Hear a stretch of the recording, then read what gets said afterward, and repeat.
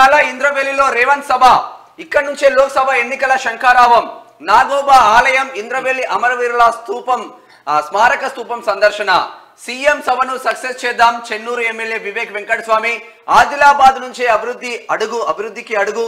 ఇంద్రవెల్లి పోరాట స్ఫూర్తితోనే అధికారంలోకి కాంగ్రెస్ అంటూ మంత్రి సీతక్క చేసిన ఇంద్రవెల్లి పోరాటాల గడ్డ అది. తర్వాత అక్కడ గోండు వీరుడు కొమురం భీం చేసినటువంటి పోరాటం, వీరోచిత పోరాటం కానీ, తర్వాత అక్కడ జల్ జంగల్ జమీన్ అంటే నీటి కోసం, అంటే భూమి కోసం, భుక్తి కోసం, నీటి కోసం అంటే అడవి కోసం జరిగినటువంటి పోరాటం అది.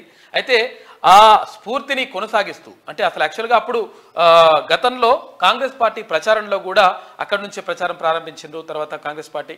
ఆ తర్వాత ఇప్పుడు మళ్ళీ అక్కడికి వెళ్ళి లోక్సభ ఎన్నికలకు సంబంధించి ఎన్నికల శంఖారావాన్ని పూర్తించేటువంటి అవకాశం ఉంది. తర్వాత అక్కడ అనేక విషయాలు, అంటే ప్రజలకు సంబంధించి ఏం చేయబోతుందో చెప్పేటువంటి అవకాశం మాత్రం క్లియర్గా ఉంది. ఇది ఇట్లా ఉంటే అయిపోయింది.